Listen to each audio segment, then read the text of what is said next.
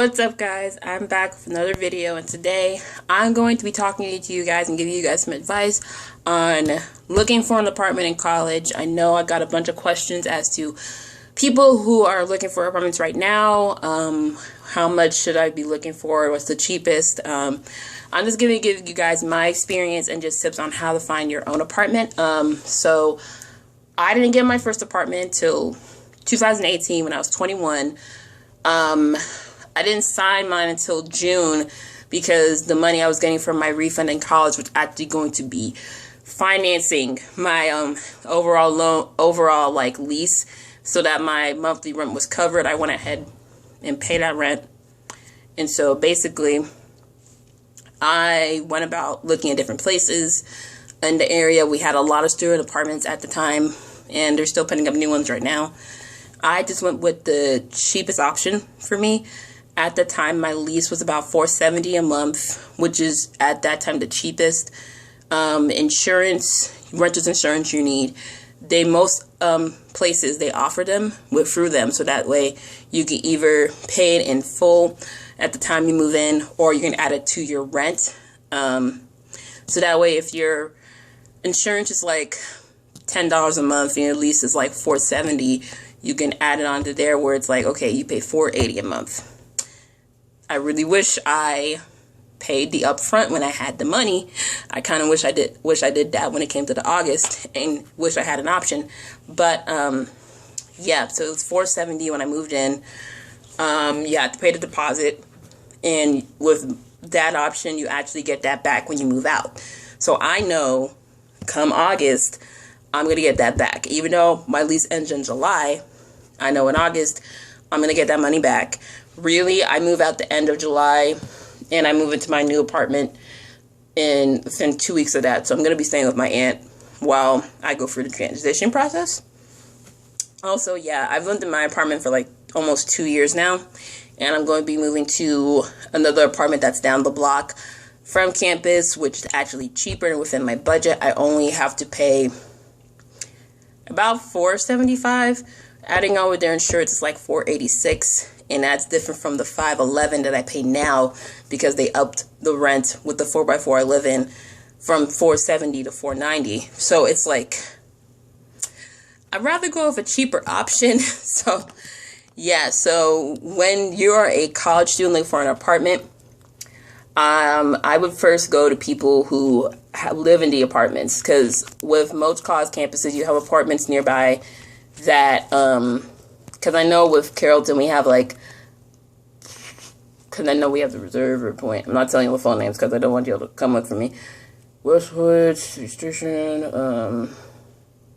Quarters, and then there's, because currently we have 6, and they're building 2 more right now, so we have 8, and they're still signing leases.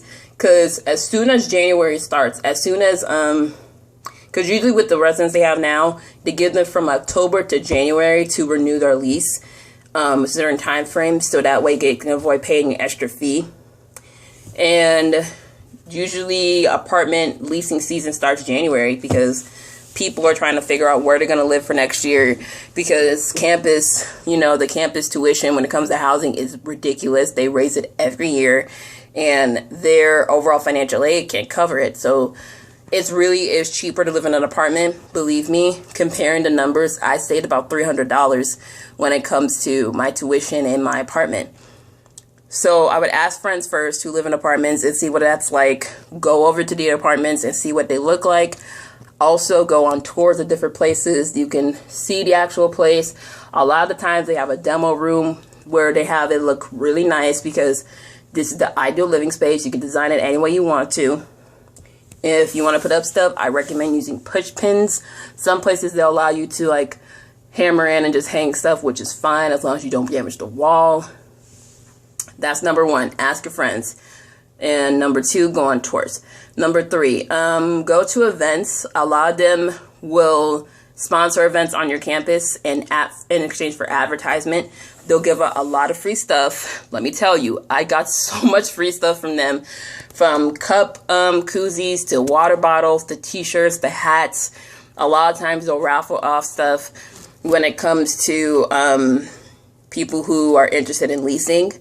Number 4, look out for promos. Now, a way that they'll try to get people to sign a lease is like, okay, if you sign a lease within this time frame, we'll give you a $200 or $300 gift card. Mind you, won't get that gift card until probably August or July. I signed my lease in June, and they said they'll give me a $400 gift card. I did not get that gift card until November, right before Thanksgiving break. I completely forgot about that. They literally waited last minute to give us all our gift cards when we signed our lease. So do not fall for the promos, okay? Beware of the promo events for leases. Number 5, compare rents. Different places, they'll tell you, oh, we'll have this, we're the cheapest one. Really just go about visiting them and compare the rent prices. There are places that can be cheap as like $475 to $510, and there are some places that'll cost up to like $630, $650. Compare the prices and see what is in your budget, okay? A lot of times also, number 6, you'll have to have a guarantor. You can have a guarantor, or you can put on you're not going to have a guarantor. I'm sorry, y'all, my phone is going off again. It's like a scammer calling me. Basically, you will have to have a guarantor if you can't upfront the money yourself. Usually it's a parent or a legal guardian. So really, just make sure you go and look over your with your parents. Just make sure, okay, can we afford this every month? Because let me tell you, the rents will pile up because you got that rent, got utilities, you got overages, literally just a lot of stuff. I just had to pay an overage last week. Because utilities, you'll have an allowance every month. Because with me, I have a $50 allowance with my room when it comes to utilities. If we go over that, let's say go over like $10, we have to split that between the 4 of us. So we have to pay like $250 each. Let me tell you, I've gotten an overage of 90 cents that I had to pay online.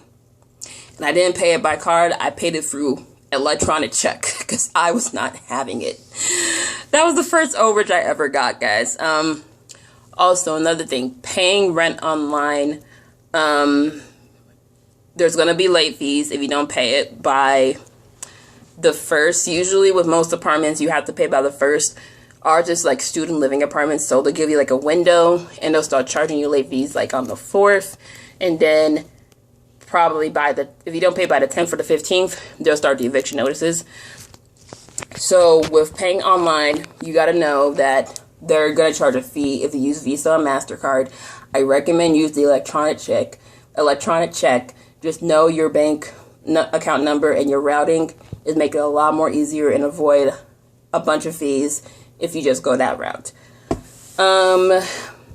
Move-in. So I would get a move-in check-in list from your leasing office. Be aware of your emails when it comes to less procedures and all that. Yeah, that's pretty much it. I just want to do this quick video for you guys because you guys are asking me questions, which I really do appreciate. Let me know what kind of videos you guys want to see on here when it relates to college.